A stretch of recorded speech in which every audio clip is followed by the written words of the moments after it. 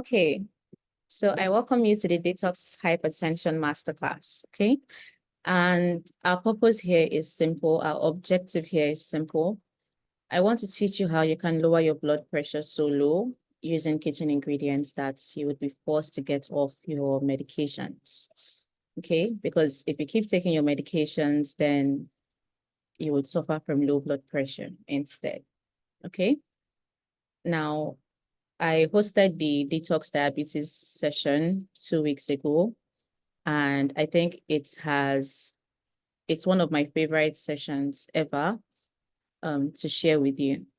And I don't want to do hypertensive patients a disservice by not hosting their own detox class, because I started out with hypertensive patients first before I started working with diabetic patients. So today, everybody knows me already. It's not the first time that we are meeting.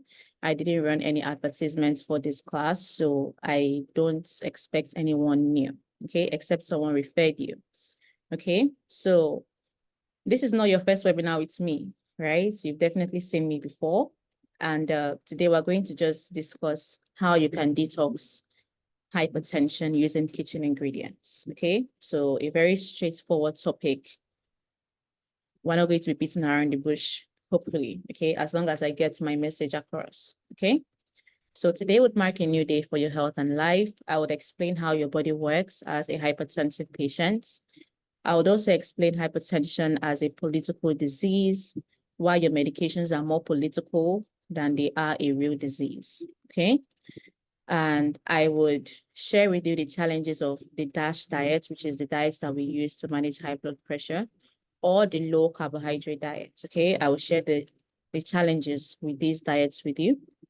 And we will then discuss detox for high blood pressure, okay? That is the ultimate cure to hypertension, okay? And I also have a free gift for you if you stay to the very end of this session, okay? So let's get straight into it. We are going to stay here 90 minutes by the grace of God. I hope to round up this session by 8:30, okay? So like I said, I would spend just 90 minutes with you, and I want to teach you how you can cure your high blood pressure using simple kitchen ingredients, okay? And as a little introduction,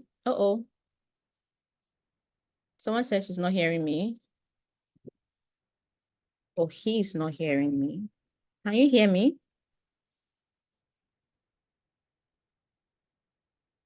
I hope I haven't been talking to myself.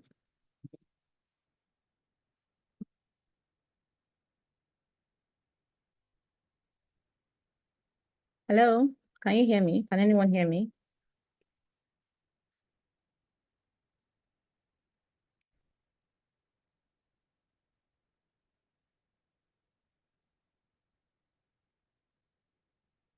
Okay, thank you. So just a little introduction.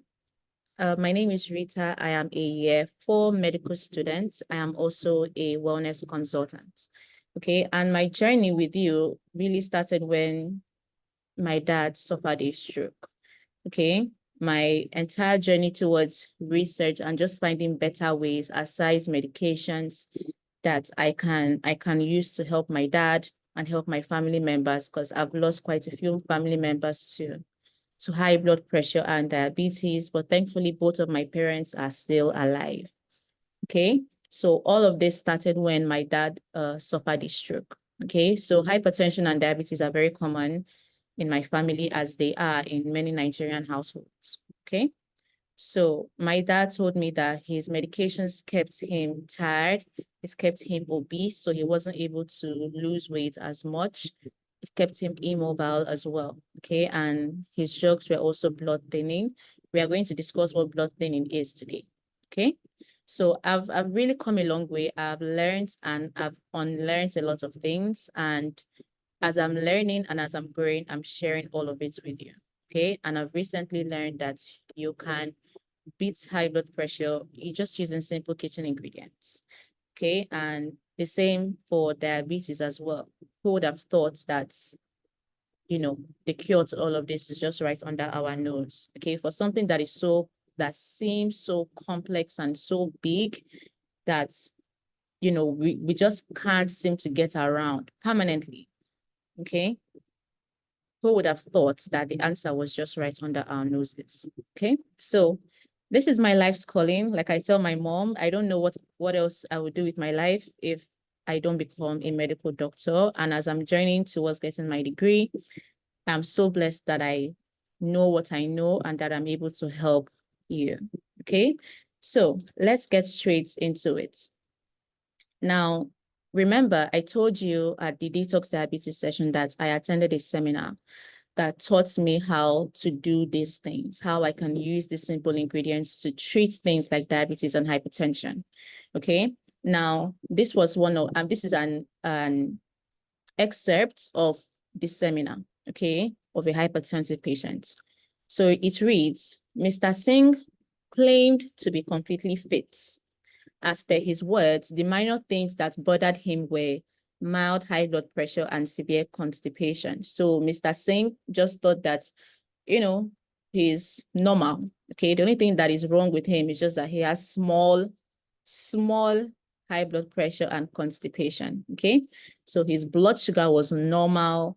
His blood sugar was so low, perfect blood sugar reading, 87, 98, 102, 103, normal range. Okay.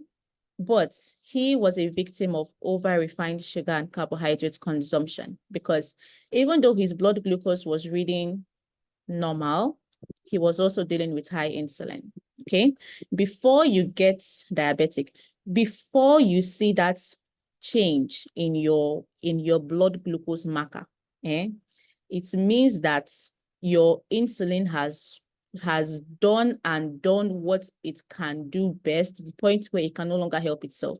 That is when you would then begin to see a difference in your blood glucose reading. It doesn't mean that nothing is going on in your system. It's just that your body is able to manage it.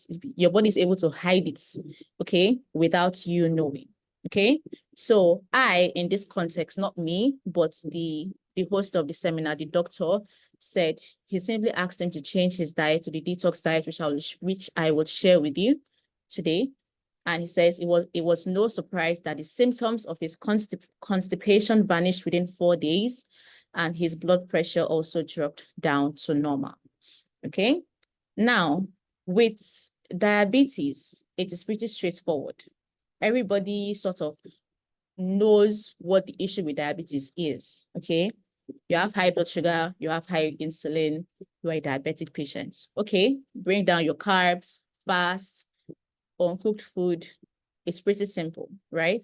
But with high blood pressure, it's not so simple because so many things cause hypertension. Okay. And if we really want to cure it, then you have to know the cause of your own high blood pressure because everybody doesn't have the same cause of hypertension. Okay. So who is this class going to be focused on today? Some people have high blood pressure because of diabetes or pre-diabetes. I have treated your case 2 weeks ago. Okay. So if you are a diabetic patient and a hypertensive patient at the same time, this class is not for you. You should go to my YouTube channel and watch the detox diabetes class. That's your class because when you tackle diabetes, you automatically tackle your hypertension. Okay. Now, with insulin resistance is like Mr. Singh. This the example I just gave, he felt completely normal. His blood sugar was perfectly fine, but he was dealing with high insulin already. So insulin resistance is a condition where you don't have diabetes yet, okay? But you are almost there. You are getting there, okay? So if you are insulin resistant, you may not even know. So many people are insulin resistant and they don't know, okay? And they have perfect blood sugar readings. Some of them even have perfect BP readings, okay? I kid you not, okay? So it's really deadly because you don't know what is really going on inside of you. But blessed are you if you know that you are insulin resistant and you start tackling it, early on, okay? So insulin resistance is one of the things that cause hypertension. All right. Now we also have atherosclerosis, which is plaquing, okay? Or you have clogged arteries, high cholesterol in your blood vessel, okay? You can also be overweight. That's one of the things that leads to hypertension. You have a fatty liver, be it alcoholic fatty liver or non-alcoholic fatty liver, okay?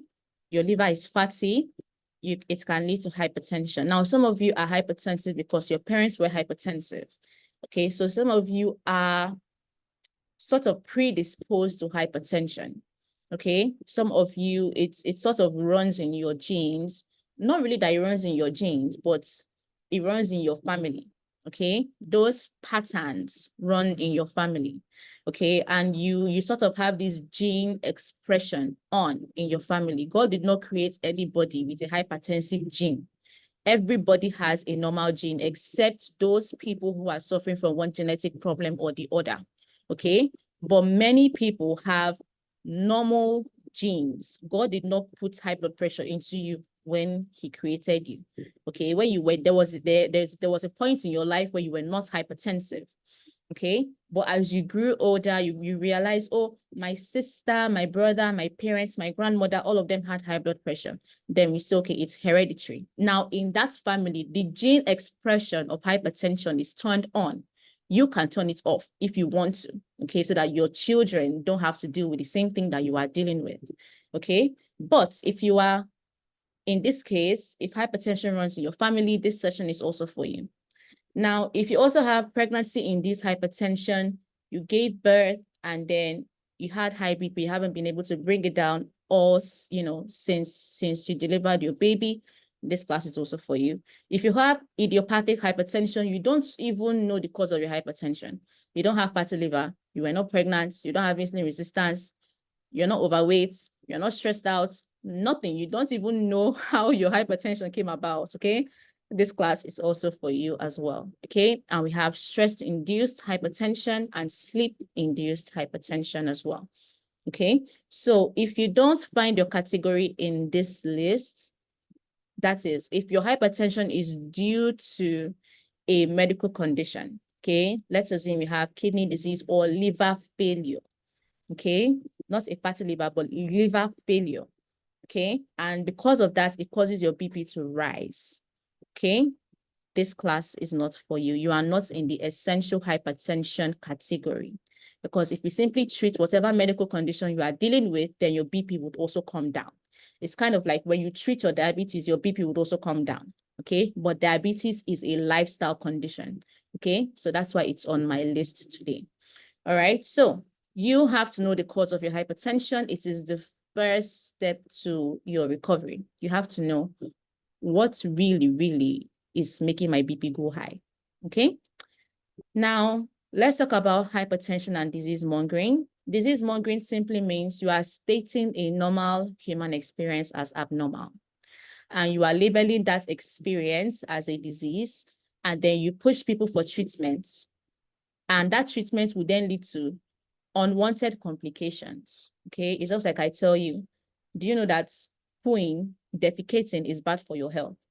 And then I say, okay, here's this medication so that you don't defecate. And you are taking that medication because you're not defecating, it's causing more problems for you, okay? Hypertension is a form of disease mongering, okay? Now let's discuss the concept of hypertension. With the list I shared with you, this list, we can summarize everything into two, okay? Into two. So let's go back 20 years before we were diagnosed with hypertension and placed on medications, okay? Now, the first one we have is what we call the formation of plaque and the hardening of your arteries over the years, okay? Now, many of you who have been following me must have seen this video before. This is not your first time of seeing this video. But what's really going on in this video is that you can see the blood vessel. This is a blood vessel, okay? Let's start from the beginning. You see the blood vessel is moving all right. It's contracting and relaxing, okay? Going in, out. It's pushing the blood, through, okay? And then we have this plaque that eventually shows up, okay? Now, this is one of the reasons people are hypertensive because of this formation of plaque. If you don't have this formation of plaque, some of you have a hardening of your arteries. You see how this artery is just opening and closing, right? Some of you don't have that. Your arteries are already so hard, okay? So you may not have plaque. You may not have plaque, but your arteries are not able to contract and relax, okay? So that's what I mean by hardening of the arteries. Now, because of plaque and the hardening of the arteries, it's one of the reasons people have hypertension, okay? Now, the simple cause of this, before, we used to think that this is simply the work of cholesterol, okay? This is simply the work of cholesterol, that you eat foods that are high in cholesterol and then they manage to get stuck within the intima of your blood vessel, okay? It then gets stuck inside it, okay? Because if you look well, this plaque is not on the surface of this internal layer of your blood vessel, okay? It is between the muscle and the surface, okay? So it's in the intima of the blood vessel, okay? Now, how did it get there? How did it get there? It's not just that cholesterol magically found its way there. It's got there first off because this particular blood vessel got damaged. Okay, because think about it. If your surface is smooth, then cholesterol doesn't have to stick to the surface. If the surface is smooth, it will just move like the way these blood vessels don't stick to the surface, do they? They don't. They are free. They move around. They don't stick. But cholesterol sticks. Okay. So why would it stick in the first place? Because it's already damaged. This particular blood vessel is already damaged because of something we call oxidative stress. And what will cause oxidative stress? Inflammation. You eating foods that are high in carbs, high in sugar, your body would then release insulin to tackle everything. Now, there is a situation where you have high glucose, you also have high insulin, but your insulin is able to bring your glucose down. How it is able to bring your glucose down is by going to attach the glucose to a protein, okay? And it will then form a hard substance that we call AGE. This AGE is one of the reasons people are also hypertensive. And we call this the hardening of the arteries. So you know how insulin is supposed to go and give this glucose to the cells, right? In some people's case, insulin will go and package it and put it together with protein, and that would then harden the entire artery, okay? And it's not able to expand and relax as a normal blood vessel should, okay? So this is simply what we call plaque and the hardening of the arteries, okay? Now let's also talk about insulin resistance over the years, okay? So your blue marker on this graph is insulin and the red marker is high blood pressure, okay? So in year one, somebody's eating a regular, normal, standard diet. Nothing is special about you. You eat bread in the morning, rice in the afternoon. If you manage to get home early, you have dinner. You're not doing anything special, okay? You are just on a standard, regular diet, okay? Now, in year one, you have a BP of 90, insulin of 5, no problem. Your insulin is able to manage your blood glucose. Your BP is fine. Nothing is going on with you. You are insulin sensitive, okay? Now, in year 8, 7 years go by. It now needs 2 times as much insulin from year 1 to manage your blood glucose. Now, you have, in this session, nobody has high blood sugar. Okay, in this class, all of us are non-diabetic patients. So we are not talking about the issue of high blood sugar in readings, okay? It's not like you don't have them at some points, but your body doesn't tell you.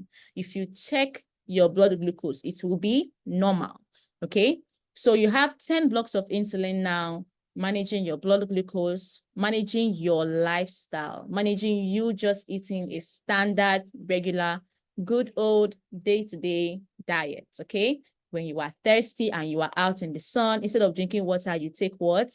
Fanta, and Coke. Nothing is special about you, okay? BP reads 137. Now, at this point, you feel fine. High blood pressure doesn't have any symptoms, okay? Problems have started worsening in your system, but you don't really know, okay? Now, in year 15, you have an insulin of 40, which is 8 times as much insulin than you needed in year 1 to manage and keep your lifestyle in check. And even upon that, your blood pressure rose to 180. At this point, when you go to the clinic and they check your BP, 180, they give you a medication instantly. You don't even have to negotiate that. Okay. So at this point, you are already a hypertensive patient. Now, in my opinion, I don't see hypertension as a disease, if you ask me. Okay. I don't see hypertension as a disease. In the way I see high blood pressure, it's like a symptom. Okay. It's like a symptom. Something is not right with you and your BP is high. Okay. Blood pressure is an indicator. It's not something that you can touch. It's not something that you can hold. You know, we can sort of visualize high blood sugar roaming around in your blood. At least you can think about sugar molecules, you know, roaming around your bloodstream, right? But you can't really visualize high blood pressure. All you would really think about when it's time to visualize high BP is just, you know, blood moving very fast, you know, in your blood vessel. High blood pressure is not a disease, okay? Your body is unable to maintain the homeostasis of blood flow within a given range. It's an adaptation. Your body organs are not malfunctioning, okay? The same with diabetes. Your body organs are not malfunctioning. You are actually not sick, okay? That's the truth of the matter. You are actually quite healthy. Nothing is wrong with you. Your heart is fine, liver, kidney, everything is okay, all right? But because of one reason or the other, your blood pressure is just out of the normal range, okay? Now, let's dive deeper into hypertension and disease mongering, okay? Now, we have a fundamental misconception that there is no cure to high BP, okay? And we also know that it's something that is lifelong, and many of us are going to keep managing it until we finally give up the ghost, okay?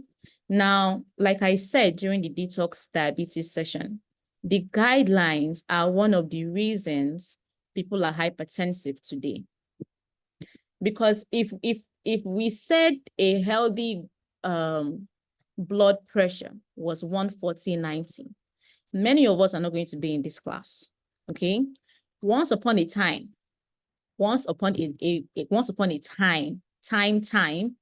a healthy BP was 100 plus your age. How old are you right now?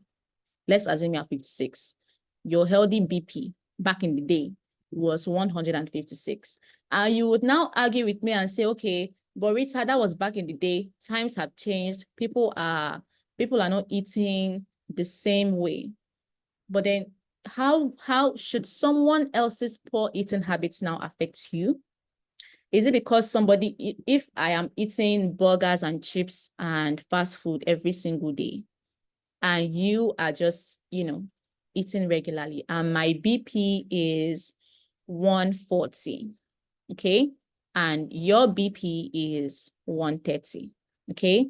And they now say, I now go to the hospital and they tell me, or let me just say, they release the guideline. A healthy BP is now 120. Because you that is living a healthy lifestyle, you are managing your health very well, your BP is 130, okay? Even despite the fact that you are healthy, you will still fall into the category of being a hypertensive patient, because the guideline says that your BP, to be normal, your BP should be 120/80, okay? It's not even in a range. The standard reading, they won't tell you that it is 120 to 129. They'll tell you 120/80. That means that if your BP passes 120/80, you will start feeling, maybe I'm not normal. Maybe I have high blood pressure. So the guidelines, believe it or not, whether we want to accept it or not, okay, these guidelines are part of the reasons why so many people are hypertensive, because when we slashed this reading, it was 140/90 previously. Okay, that was a healthy blood pressure reading. And then it was moved down again to 130. And then we moved it down again to 120. Okay, when between the slash from 140 to 120, half of the entire world population became hypertensive patients. I'm telling you the honest truth. Half of the entire world became hypertensive because of these specific guidelines.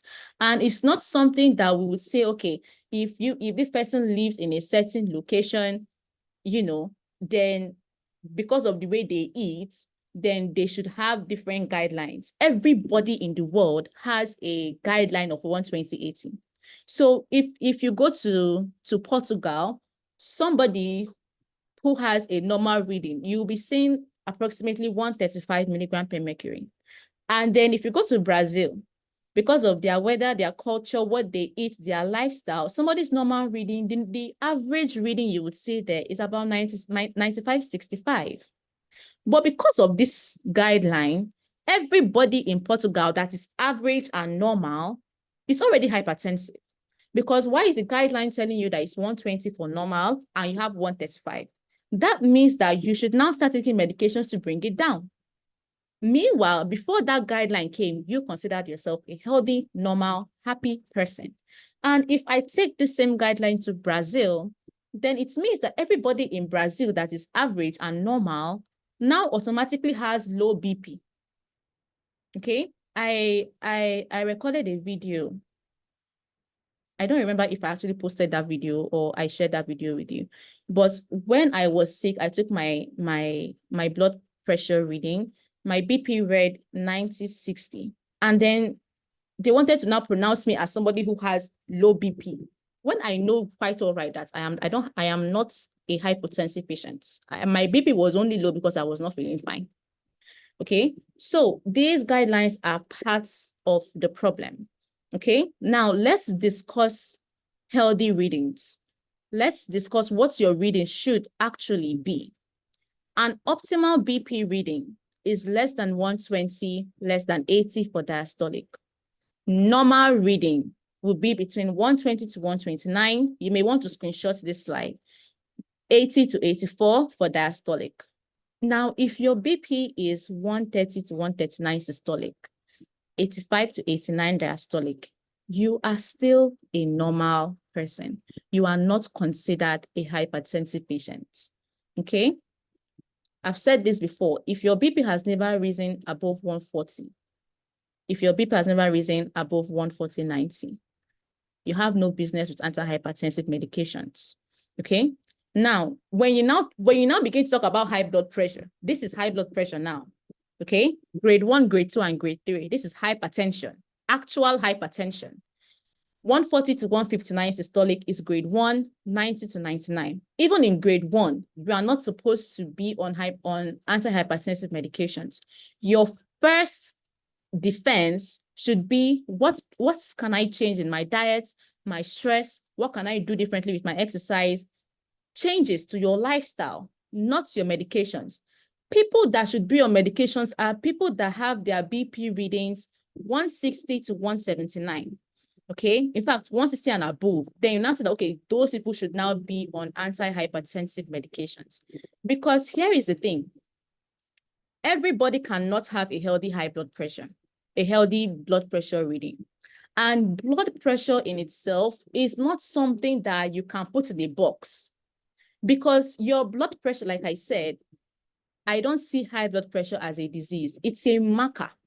Okay, it simply tells, it's like a reflection of what is going on inside of you. Okay, so if you want to treat it, you have to treat the cause of the high BP, not the BP itself, because honestly, your blood pressure is not doing anything to you. Okay, your blood pressure is not the actual death sentence here. Okay, what is the actual death sentence is what is causing your BP to go high. Okay, your blood pressure meets the condition of your body at every moment in time. When you are sleeping, you cannot have the same BP as when you are sleeping as to when you are awake. Even when you wake up in the morning to when you go to work and come back, your blood pressure would not be the same. You cannot have 120, 180 in the morning and come back and let's say you take your reading in the morning, 120, 180, go out and come back in the evening after work. Your reading cannot still be 120, 80. It's not possible. It's not possible. You will definitely see, even if it's a 0.1 difference in your BP reading, because your blood pressure meets the condition of your body at every given moment. So a higher blood pressure means that you need blood at a faster rate at that point in time.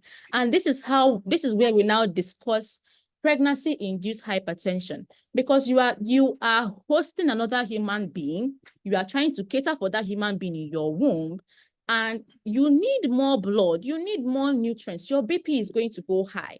Yes, even after delivery, it will take some time for your body to then, get back to its normal stage, but you needed that extra blood at that particular point in time. When you are stressed out, you need more blood flow. You need more oxygen moving around your system.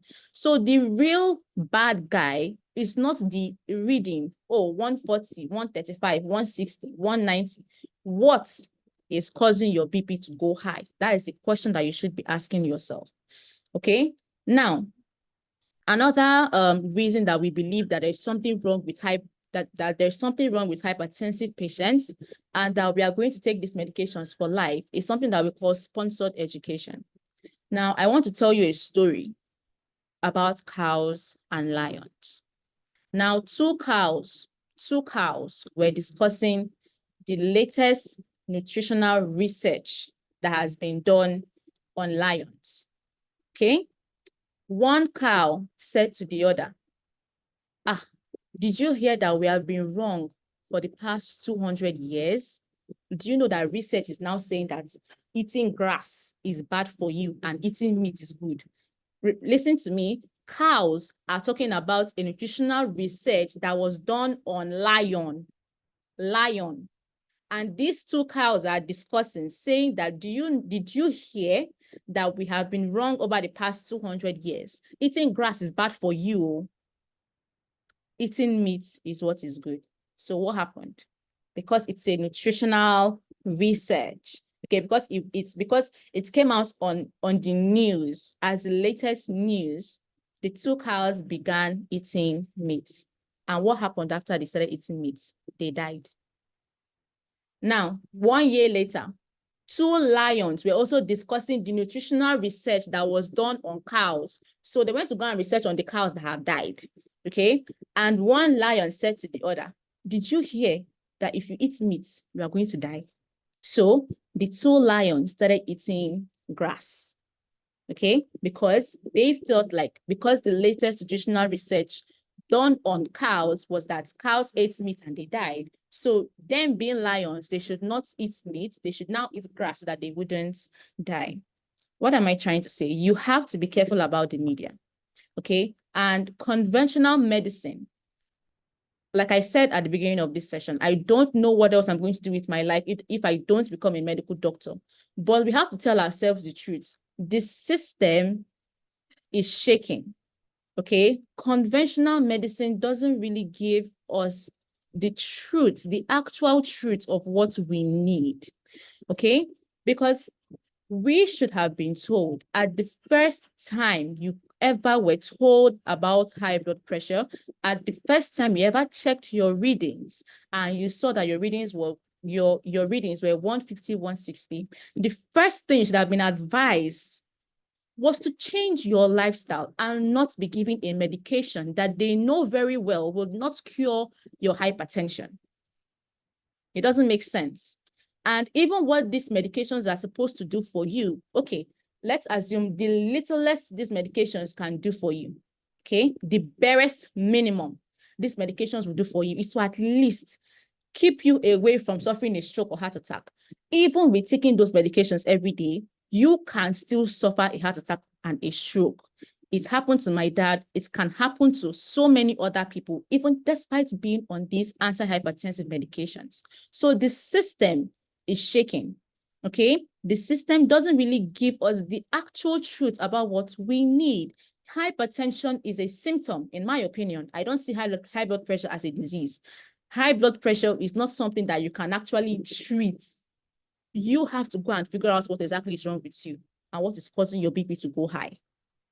Okay? Now, let's move on. Now, remember, we are on the topic of medications right now. And I read a lot of books written by doctors themselves who have changed their mindsets. Okay. Most of what I know, I learned by reading books written by doctors. Okay. Now, Dr. David DeRose, he is an internal medicine doctor and also a preventive medicine doctor. And he advises us that we should not take our medications. If you know that your BP has never risen above 140, we should not be on medications. He says, unless your doctor has given you specific reasons for you to target a lower number of blood pressure, medications should be used to lower blood pressures into the range of 140/50 systolic and 90 diastolic, which means that if you are below 140, you taking these medications is actually a risk to your health. Let me repeat that, okay? Let me repeat that. If you are taking medications and you are taking medications to the point where your blood pressure now goes lower than 140 on those medications, it's actually a risk to your health, okay? Because below 140 is not high blood pressure.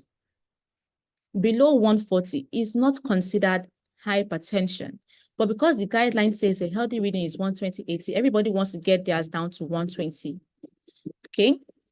If you are taking antihypertensive medications, the goal of those medications should bring your BP down to at least 140. Between 140 and 120, you have to fix your lifestyle. Don't depend on a medication to bring your blood pressure from 140 down to 120. You are putting yourself at risk. It's not good for you health-wise.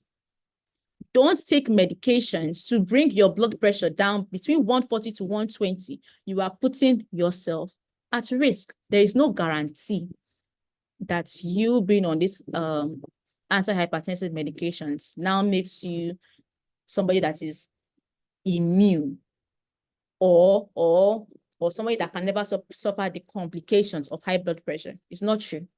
Okay, like I've said, you can be on these medications and still suffer so many things. All right, so please don't take medications to bring your BP down between 140 to 120. I hope that that statement is clear. Okay, all right, now let's move on. Before I go on to the next section, are we together? Can you hear me? Are we following? Are we on the same page?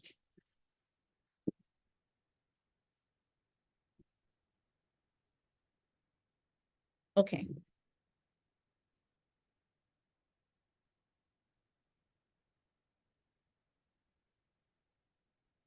All right. Now let's discuss some general knowledge before we move on. Okay. Now we are treating essential hypertension in this class. Okay. And it is majorly divided into two, amongst other things. You either have plaque formation or you are dealing with insulin resistance, or your BP is as a result of stress or sleep or pregnancy. Okay. But most of the time we can fit it into these two things: plaque formation and insulin resistance. All right. Now, the higher your insulin, the higher your oxidative stress, the more plaque you form. Okay. The more plaque you form, the higher your blood pressure. So high blood pressure is a state of oxidative stress. Okay. It's all connected. And that's why people join the detox, the diabetes detox. People who join the diabetes detox were able to reduce their blood sugar, reduce their insulin, and also their BP now started coming down because it's all related. We call all of these things metabolic syndrome. Okay, where one thing leads to the other, leads to the other, leads to the other. Okay, so most hypertensive patients are already suffering from either plaque formation or insulin resistance. Okay, except your BP is as a result of pregnancy or stress.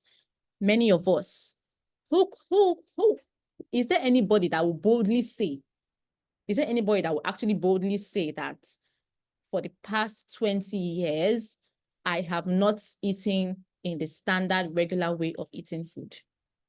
And if you cannot boldly say that you have completely stayed away from all foods that could possibly harm your health, then you are most likely in the insulin resistance or plaque formation. You don't have to be in it deeply, but many of us are in that range. Okay, many of us are in that range.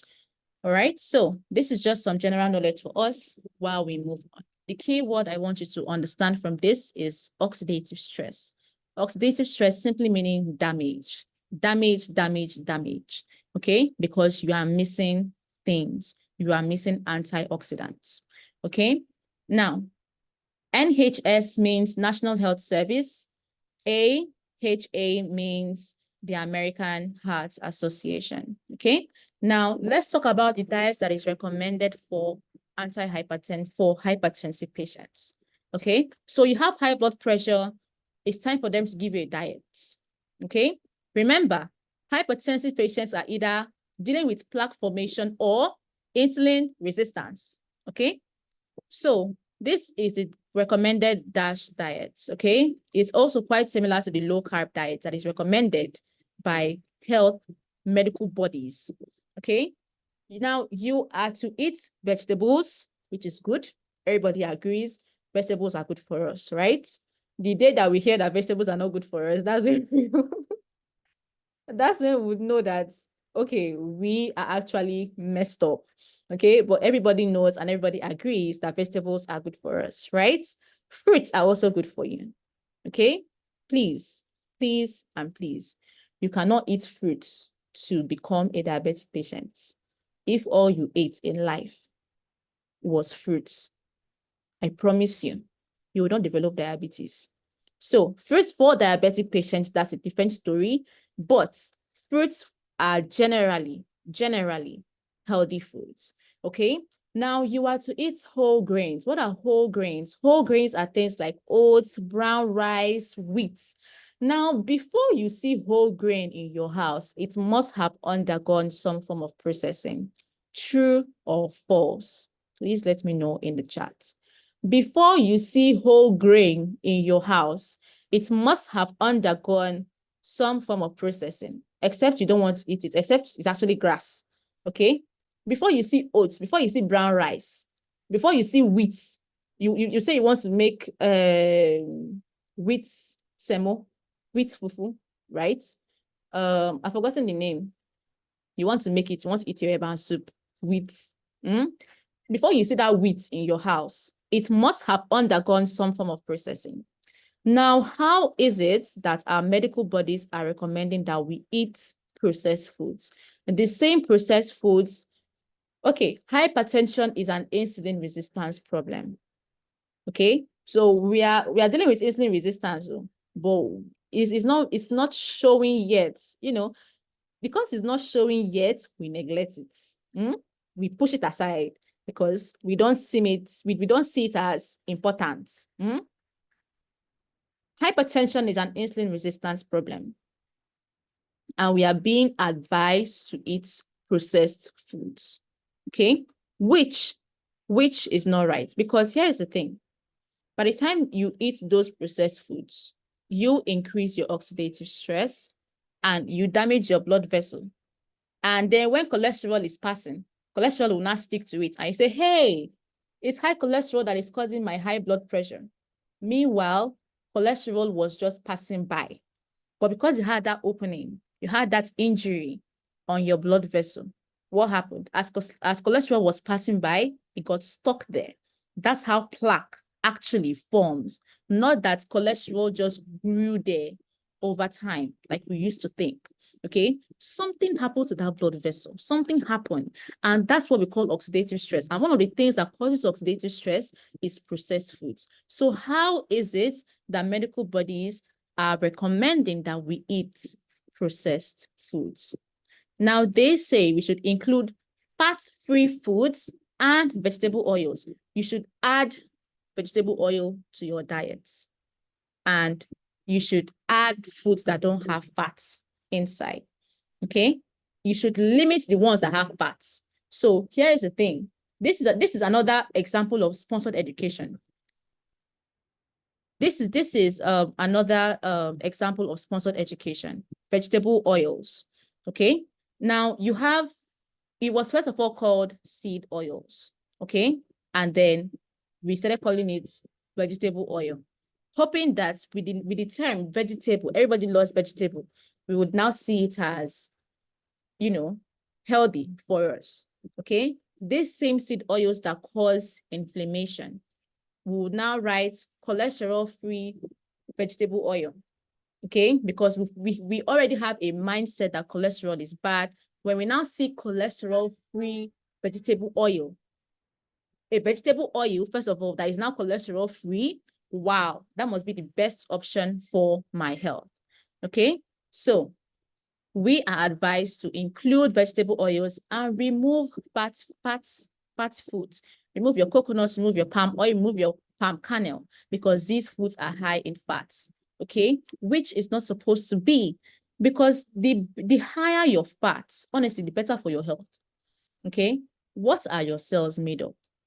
Your cells are made out of fats, okay? Your brain also is made up of fats. Without cholesterol and without fats, you will be epileptic. In fact, many of us will be suffering from epilepsy, sorry, okay? You need these things. You cannot function without fat and cholesterol. You cannot. How would your cells regenerate? How? They make up your hormones even. How would you even have kids if you stop eating cholesterol and fats? And you see, it's so important that you have this cholesterol and fats, healthy fats, okay? It's so important that you have them, that God designed you in such a way that if you don't eat it, your liver will produce for you. And that's what we are trying to limit, okay? So this is also a problem, the guidelines they are giving us. And you see, what happens when you now begin to do the opposites? When you stop consuming vegetable oils and you start consuming foods that are high in healthy fats, okay, your insulin resistance will begin to reverse, and you, in turn, you would recover. Now, when you follow these guidelines, okay, of whatever it, when you follow these guidelines of stay away from foods that have healthy fats, include the ones like vegetable oils, include the ones like processed foods, etc. Okay, when you eat like that, then you would never recover from high blood pressure. When you eat like that, you would never recover. There would never be a cure for you. There would never be, because you are doing what is going to keep you in that hypertensive stage, in that hypertensive state. Okay, and so you would always need your medications, and that's why we say it doesn't have any cure, because when you follow what they ask you to do, then you would always be hypertensive, and if you're always hypertensive, then you always need your medications. Okay, so if you know that that's not your goal, try and find out the right information, which is what I try my best to do for you. Okay, so hypertension is a physiological adaptation, not a disease. Your body is smart, and everything your body does, the body does it on purpose. It always returns to homeostasis. So if your body cannot get itself back to the healthy range of 128, okay, then it means that there is something wrong with you, and you have to fix that thing. And your indicator, blood pressure, would now show you that, yes, you have fixed the actual root of the problem. There is no cure to hypertension, because we don't focus on treating the root cause. What we are focusing on is, I want my blood pressure to go down. Oh, my BP is high, I want it to go down. We are not focusing on treating the actual cause of the high blood pressure. And so there is no cure for it. because that's not what we are interested in. We are just pretending like we want something that is going to cure us, looking for one pill, one product, one herb, one this, one that we're going to take that will then bring it down and make it stay at 120/80 forever till we die. It doesn't work like that, because you cannot hold high blood pressure in a box. You cannot, it's a marker, it's an indicator of something. You were not born a hypertensive patient. At some point in your life, you were healthy, living a happy life. Okay. In fact, you didn't even know what high blood pressure was. Okay. But now you do. So fix whatever it is that is causing you to be hypertensive. Okay. And then your BP would automatically go down. All right. Honestly, it is actually common sense. It is common sense. Okay. And I use this analogy for the diabetic patients. You are in charge of this aquarium. This aquarium is yours. You are in charge of all the fishes. Okay. Now, you love and you take care of all the fishes inside this aquarium. Now, in spite of all of your care, because you haven't changed the water inside this aquarium, the fish inside will start falling sick. So what you do is to take fish to the doctor, right? Now, the doctor will examine the fish, give the fish some tablets, and tell you, you must give this medication to this fish once every week and it will be okay. No problem. You give the medication to the fish. Okay. The fish starts recovering. You stop the medication after 1 week because that's what you were told. The fish starts falling sick again. And so you begin to take it to another doctor. Okay. You go from doctor to doctor to doctor to doctor to doctor until you finally meet somebody. Because you haven't changed the water, this fish would always and continue and forever be sick because you haven't changed the actual cause of the problem.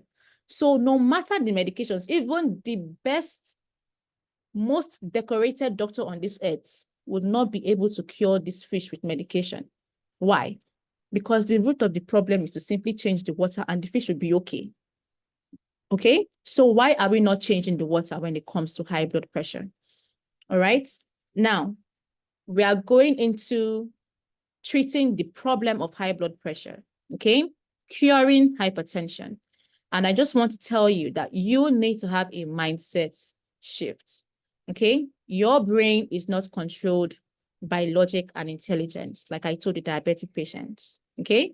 Your brain is not controlled by logic and intelligence. No matter how logical and intelligent you think you are, your brain is not controlled by logic and intelligence. What your brain is controlled by is what you are repeatedly exposed to. Okay, so I use an example in the diabetes class. I said, if you leave home at 6 a.m. on your way to work, all that you are seeing is mama puts, they are fried akara, buns, bread, fast food, restaurants. One day, no matter how vegetarian you are, and you say that you are not going to eat any food outside, except you have such a magnificent willpower and you are such a highly disciplined individual, you will buy something outside and eat when you are hungry. True or false? If all that you are seeing outside every day is unhealthy food, and you are seeing it every single day, one day, no matter how healthy you are or the diet that you are on, you would buy akara and buns, you will buy gala on the road, you will buy mineral on the road, soft drinks, whatever it is.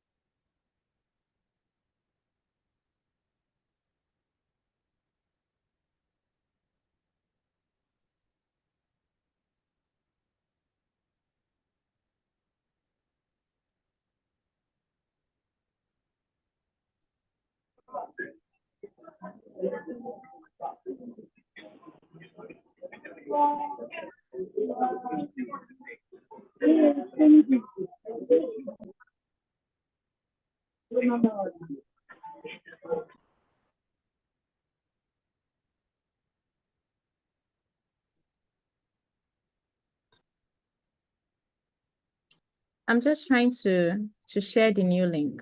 Okay, that's what I'm trying to do.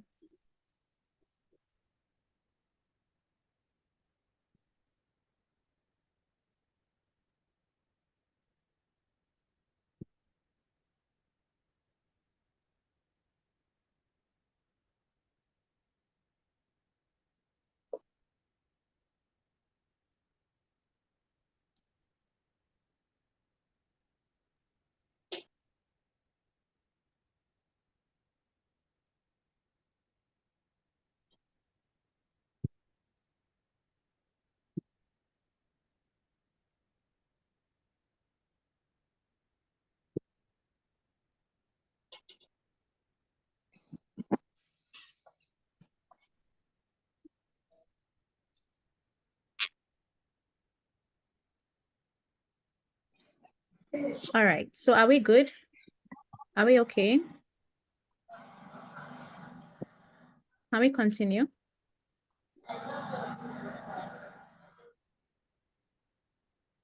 Let's continue.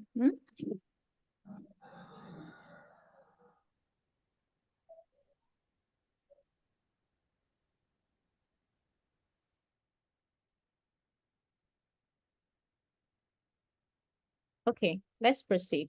So I've put myself back together. Okay, so I was explaining that your brain is not controlled by logic and intelligence, but you are mostly driven by what you are repeatedly exposed to. Okay, our culture here in Nigeria, we believe it to be so. We believe the things that we believe because that's what we have been repeatedly exposed to all this time, right from when we were babies. Okay, so when somebody with another culture, begins to tell you different things, it sounds foreign to you. It doesn't sound like how things should be. Okay, so in order for us to really get to the roots of curing hypertension, we need to have a mindset shift. Okay, let's not allow what we already believe to be true as what is truth itself. Okay, because there is truth and then there's what people think to be true. Okay, so because your human brain is repeatedly exposed to what you think is true, your brain will then bypass its own logic and its own intelligence, okay, and believe the lie as true. All right, so we are getting into the cure to hypertension now. Okay, now I want you to think about it. 3 different things could be wrong that is causing you to be hypertensive. 3 things. We have your heart, the blood vessel, and the quality of blood itself. Okay, so to understand why you have high blood pressure, we need to investigate these 3 things. Okay, so let's begin with the heart. We say that the heart is the starting point because every time that your heart relaxes and contracts, pressure is created, and that is what pushes your blood. Everybody knows that your heart is what pushes blood, right? Your heart is what pumps blood. So in order not to have high blood pressure, if your heart is what creates the force, you have to make sure that your heart is in good health. Okay, you have to make sure that your heart is in good condition for it to provide good force and in turn good pressure within the blood vessel. Okay, so imagine you have a glass of fresh apple juice that was squeezed from fresh apple, and then you have a different juice on the side that is processed. Okay, and we have 2 people with the same BMI, with the same markers, the same high, with the same blood pressure, the same blood sugar, everything is the same about them. When the person that takes the fresh apple juice takes it, their blood pressure and their blood sugar with their insulin level would not be the same as the person who is drinking a packaged or processed product. Okay, so a study published in the National Health Journal of 2018 states that the level of oxidative stress of fresh and raw fruits and vegetables are much lower than any kind of food, especially processed food made from the same vegetable or fruits or from the same animal source. What this simply means is that the less you process your foods, the better for your heart. The less oxidative stress that you would have, the less complications to your heart, which is one of the first key things we have to look at when we want to treat high blood pressure. Okay, so the less processed your foods are, the better for you. Okay, if you eat fresh and raw fruits and vegetables, you are much likely to have a better heart than somebody who eats processed foods, even if that processed food is coming from vegetable and fruits themselves. Okay, you would still have some form of oxidative stress. So you eating fresh and raw is the best way to go. Okay, now research also shows that the cooking time, how you cook your food, the time through which you cook your food is directly proportional to the oxidative stress that you would encounter. Okay, so if you are cooking food, let's say for 10 hours, and you eat that food, you would have more oxidative stress than somebody who just took 5 minutes to prepare a salad bowl for themselves. Okay, the key thing is oxidative stress, that thing that damages your blood vessel, that thing that will damage your heart and cause you to have heart disease, which will then make you to have high blood pressure. We are trying to avoid it by reducing how much we process and cook our foods. Okay, so it's not just about, oh, you are eating less processed foods, you are eating less carbohydrates. The source of your foods also matters. Okay, it is better for you to eat healthy foods that you can eat raw and uncooked, because the less you cook, the better your blood pressure. Now, you say the funny thing, you are meant to take care of your heart. Okay, now hypertensive patients, many of you already know amlodipine, felodipine, isardipine, nicardipine, all these medications that have pin in them. The work of these medications is to simply focus on your heart and make sure that you have a lower heart rate. Okay, this is something that you can do with your food if you eat raw, fresh foods with less cooking time. You can achieve the same results as your amlodipine and felodipine, etc. Okay, now we have treated the issue with the heart. Let's now treat the issue with our blood vessel.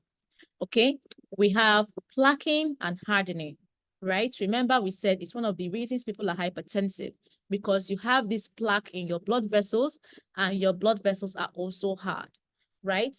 Now, one of the things that is going to cause you to even have this plaquing in the first place, like I've already explained, is the sugar roaming around your blood, okay? And also the insulin that has been released into your bloodstream.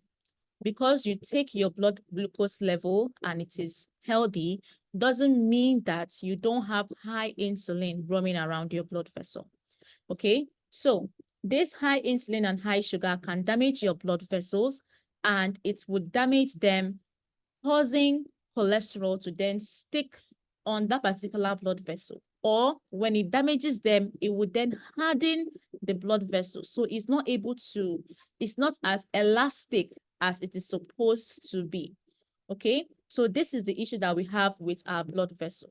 And now research is telling us that the less you cook, the better your quality of insulin. So you wouldn't even need to have that high insulin produced and roaming around in your blood vessel. You would have very little amount of insulin, just like you had in your first year, very small insulin, and it will tackle your blood pressure, tackle your blood sugar. Okay, the less you cook your food, the better the quality of your insulin. You wouldn't need to have much insulin released to manage your blood pressure. The less you cook your food, the less damage to your blood vessels, so that cholesterol doesn't have to stick on it. Okay, so this is how we fix the issue of the blood vessel as well. And the funny thing again is that you have medications that would also fix this problem for you, okay, in just that day. Examples are lisinopril, vasopril. So all these pril medications. this is where they come in. Their work is to try and reduce how much oxidative stress is going on and preventing this hardening and plaquing from going on in your blood vessel. So you can achieve the same results by simply cooking less.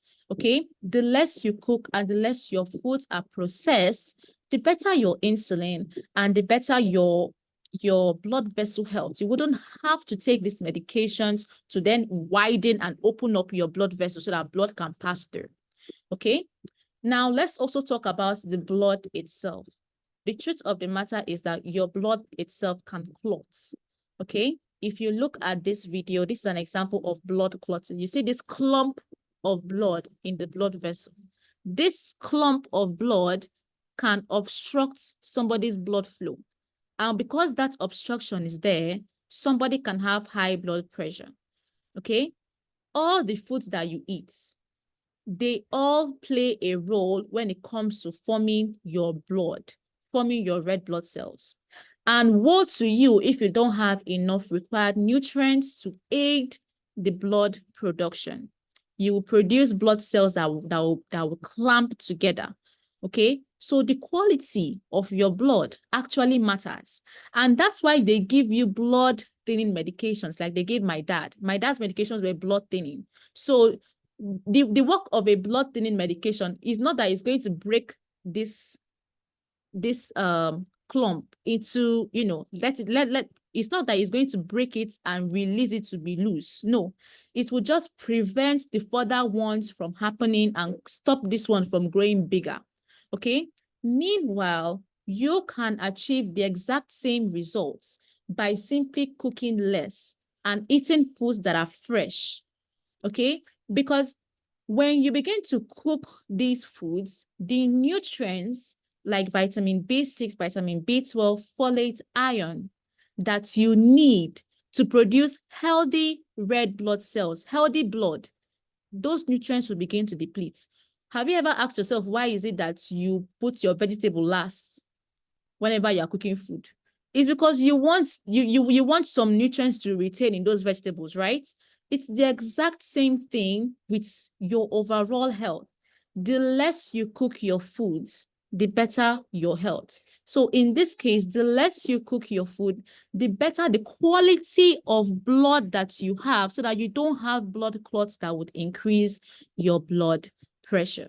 Okay, so this is why they recommend blood thinners. Okay, I'm just giving you the different classes of hypertensive medications and how they tackle the problem that you are facing without actually solving the root cause of the problem. Okay, you are now going to solve the root cause of the problem, and I'm giving you the key to doing so is to simply cook less and eat less processed foods.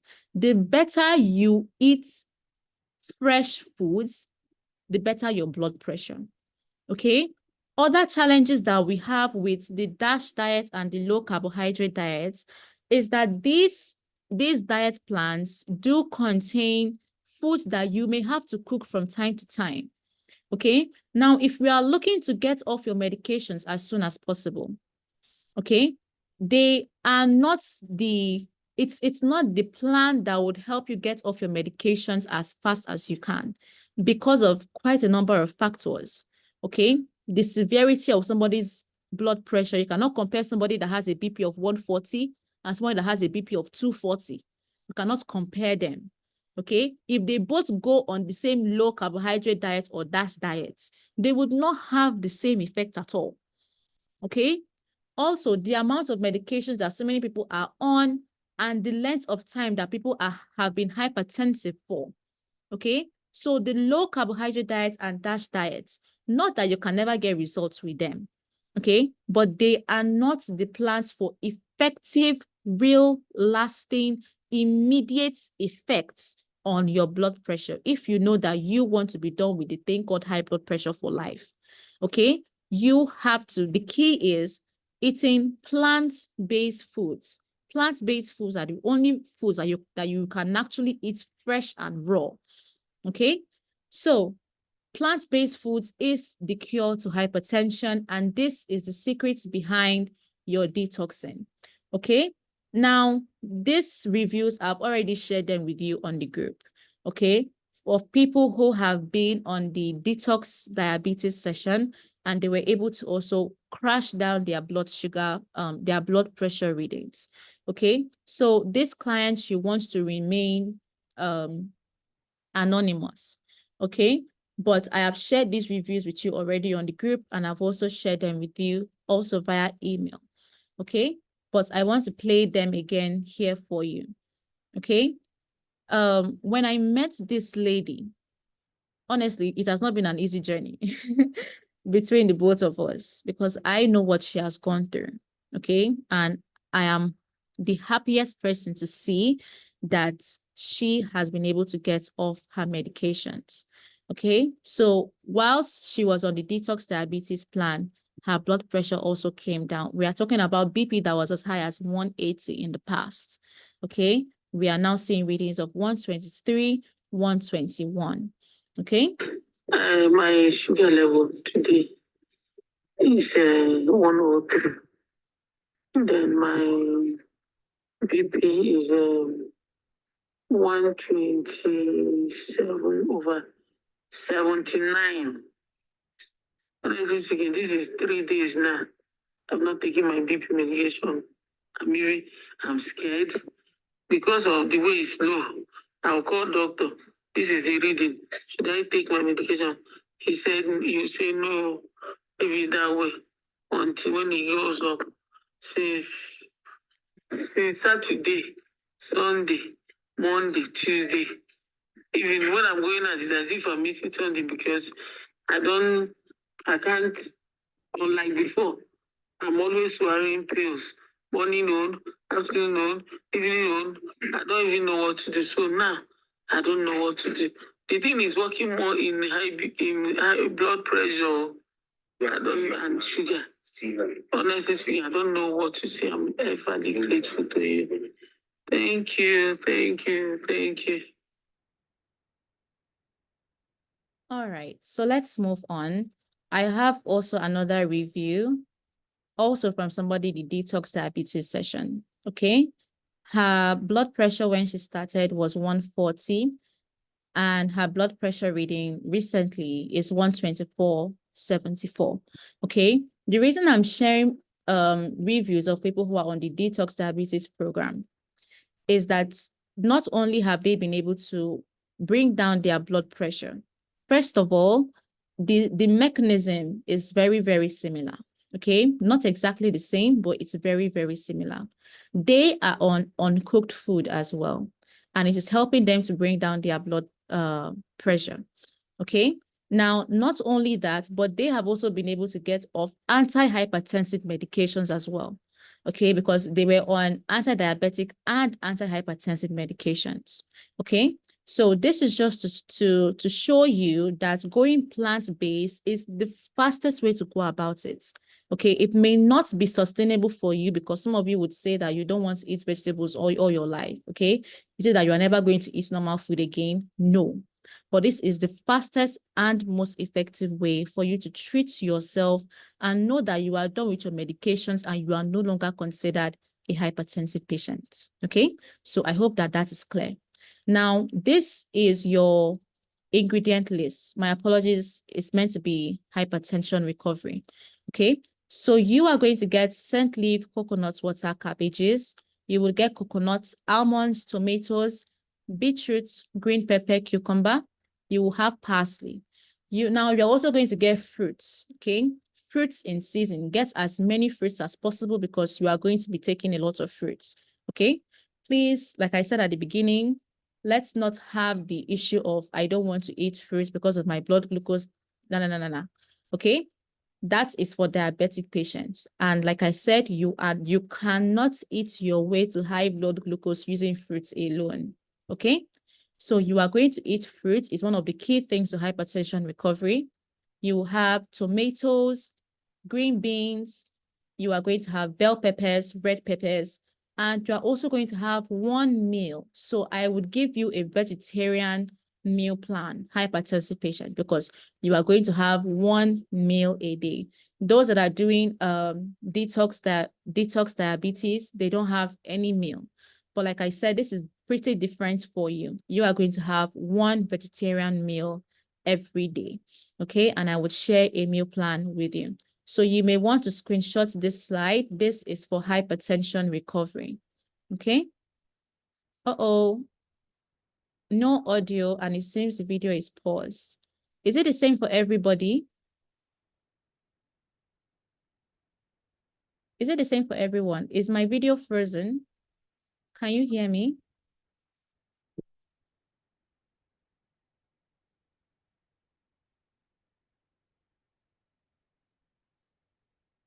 Okay, okay, thank you.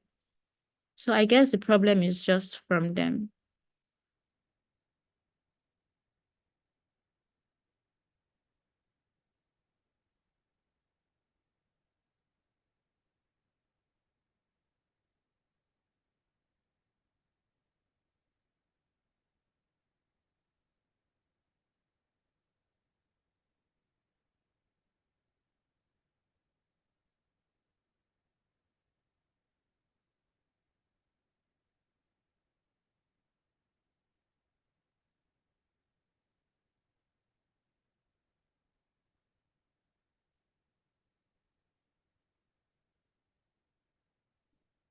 Okay, I think everyone should be able to see my screen now. I don't think it should be frozen now, okay?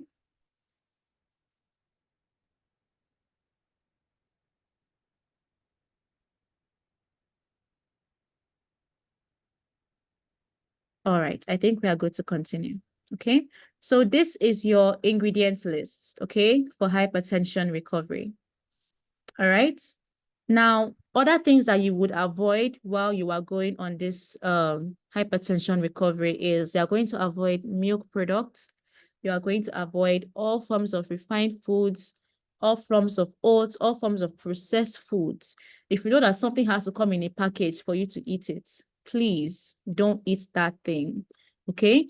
We are also going to avoid all packed foods like biscuits, sausage, jam, bread, packaged foods, and also animal foods. You are going to abstain from animal foods for a while too, okay? To help you on this hypertension recovery journey, okay? All right, so we are gradually at the end of the session. So let me know if you think this uncooked food method would be good for you. Let me know if you believe that this is going to work for you, okay? That is you going on cooked food to bring down your blood pressure and also get off your medications, okay? And also let me know if you are happy with everything that we shared so far, that we've spoken about so far. And also let me know if anything overwhelms you, okay? So please let me know. Are we together? Do you believe that this is going to work for you? Do you believe that you going on cooked food would help you get off your blood pressure medications and also your blood pressure status? Okay. So please let me know using the chat. I would like to hear from you. Okay.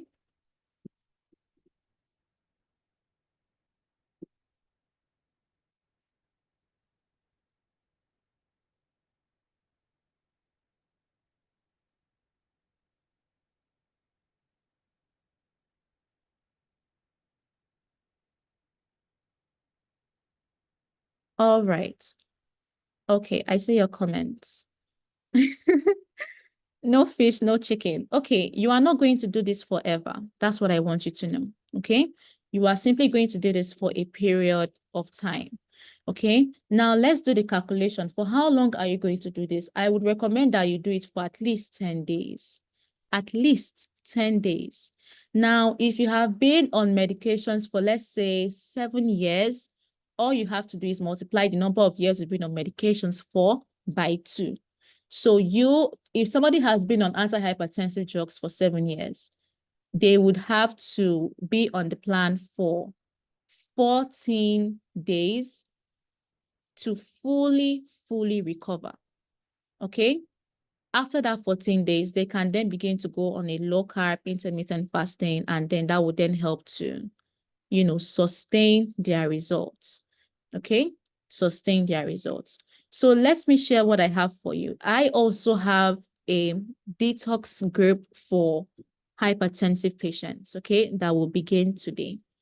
All right. So this is for people who want to move further, people who would like to have my help or have my support while they go on their detox plan. So you can definitely do it on your own using the ingredient list I have shared with you. Okay. But if you would need my help moving forward, or if you would like me to give you a concrete, precise plan, step-by-step plan that you must do or you must follow so that you can see results, then the detox group is for you. Okay. So we are going to be eating based on your weight. Okay. You have to measure your weight during this program. I would also give you the duration of each meal. Okay. Because the time that you use to eat your food actually matters when it comes to your blood pressure. Okay. As crazy as it sounds, the amount of time that you eat your food for matters greatly in terms of your blood pressure. Okay. I would also teach you how you can put your blood pressure within a specific range, because if you look at the first review that I shared, on that same day, her blood pressure was 121 and then 123. Okay. So we are keeping it within that range of 120, that range of 120. Not that you take your blood pressure reading in the morning is 120. You come back in the evening, it is 150. Okay. We're keeping it at a specific range. And there's a very simple trick for that. Now, you would also have sunshine and exercise requirements. And you also have a morning routine. Okay. Especially for people that don't know why they are hypertensive. You don't know the cause of your high blood pressure. Your high blood pressure is idiopathic. Okay. That's a medical term for it. You are also going to be a part of this group. Okay. Now, I would also discuss things like your breakfast, lunch, and dinner, what to eat, how you should prepare your foods. Okay. Remember, I said you would have one meal, one vegetarian meal, okay, in this hypertension detox. So I would give that to you as well. And I would also guide you on your medication adjustments, okay, before you then go back to your doctor and tell them, that you have been doing something new and your blood pressure has been stable, if they can give you the permission to completely get off your medications and just give you a checkup, okay? So for this detox group, if you would like to join the detox group, you must be willing to get all the ingredients. You must be willing to follow the plan for at least 10 days. You should also be willing to follow for at least 75%. So even if you don't want to go 100%, you must be willing to go at least 75%. Okay. And you must also be willing to follow the rules that I would give to you. Okay. Now, I don't need to tell you how much time and money this is going to save you. You already know the price of your medications and how much financial relief that you are going to get by being off your medications. Okay. And even if not just the monetary gain for you, but also the freedom of just not being a hypertensive patient anymore. Okay, there is a great joy that comes with that. Okay, so what is this class worth to you? Okay, first, let's discuss how we can be sure that this is going to work for us. Okay, the first thing is this is vegetables and fruits. Even the one meal you are going to be eating is mostly a vegetable-based meal, okay? A vegetable-based meal. So you are mostly going vegetarian on this detox plan, okay? And many of you already know that when you eat these salads, you experience a lower blood pressure, okay?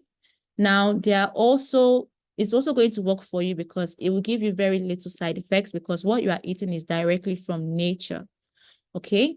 And you also have one meal to help you adjust into the plan, okay? So you are still low carb, you are still in the DASH diet range. It's just that you are taking it a bit further by cleaning up your system, okay? Really, really now with the detox program, okay? So what is this class worth to you? This detox program for both diabetes and hypertension, I paid a lot to learn. Okay. And if I am to break down the price of what I paid to learn this into just 30 people, then it means that everybody who is joining this plan should pay not less than 20,800. Okay.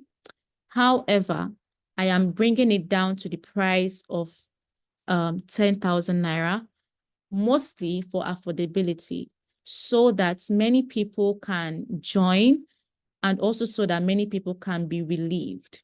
Okay. If I am to charge you based on what it's actually worth, then it should be much higher than this. But I believe that this is a good price point so that people, especially people who would like and love to change, I don't want finances to be an issue when it comes to this change. Okay. So I believe that 10,000 would be a good price for affordability. Okay. In exchange of you getting off your medications. Now, I also have a guarantee for you. If you follow this plan for 3 months, I would be with you for 1 month on the group, but I will spend 2 extra months with you.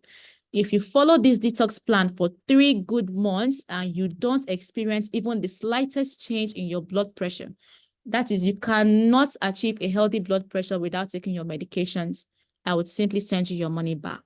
Okay? So I don't usually give guarantees, but I'm giving a guarantee on this detox program, both for diabetes and hypertension. Okay? A 3 months guarantee for you. Okay? That I would help you, I would work with you through this detox program. You would bring your BP down and you would be able to get off your medications. You would wake up in the morning and you would have a healthy blood pressure, stay the whole day without taking medications, and your BP would still be in the healthy range. Okay?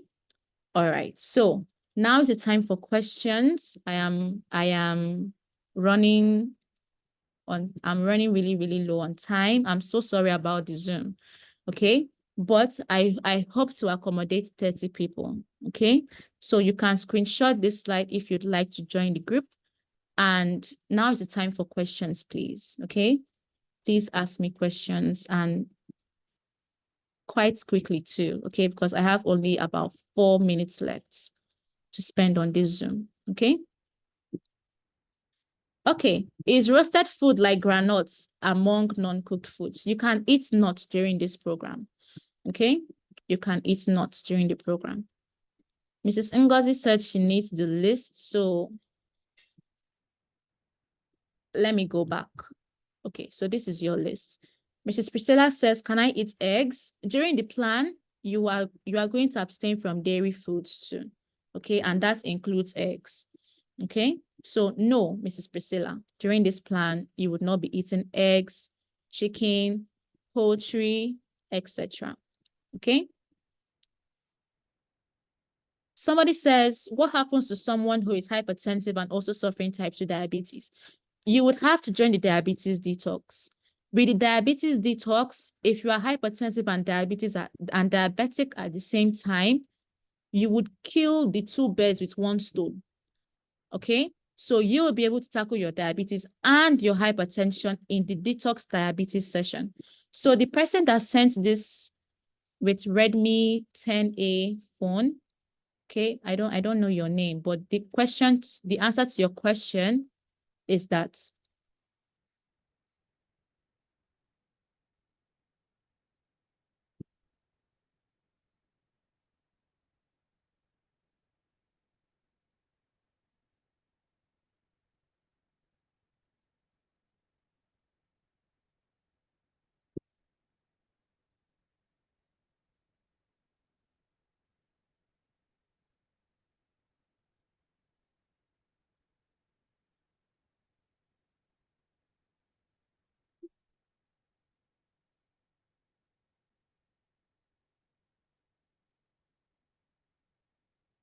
uh-oh, no audio. Hello, can you hear me? Was I cut off? Oh, okay. All right. So I was saying that the person who asked the question, I believe you heard me up to that point. The person who asked the question about being diabetic and hypertensive at the same time, please join the hypertensive detox. Okay. It's almost the same thing. It's just a little difference between the 2 programs. Okay.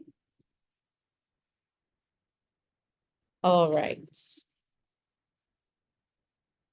Mrs. Grace said, I developed hypertension after my first delivery. I only take drugs when I feel severe palpitation. Mrs. Grace, if your heart palpitations don't come with chest pain, breathlessness, nausea, you don't feel, if you feel like you want to vomit or you want to faint or you're running out of breath while you're having these palpitations, okay, then it simply means that you have to go and see your doctor about it. But if it doesn't come with these additional symptoms, okay, if it doesn't come with these additional symptoms, you are simply being aware of your own heartbeats, okay? So what you have to do is to first of all tackle that hypertension. When you bring your BP down, you will not be hearing your heart beating all the time, okay?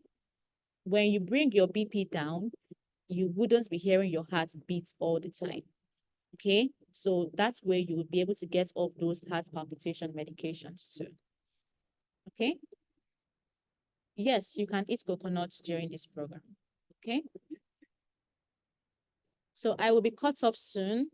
Please send me your questions through WhatsApp or via email, okay? I will be cut off very, very, very soon, okay?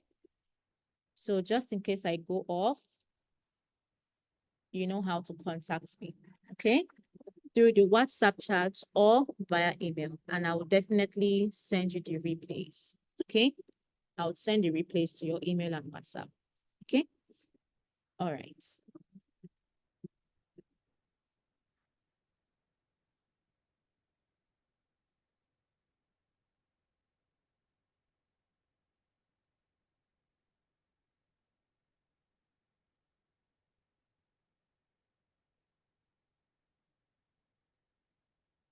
So that's my number, just in case people don't have my number.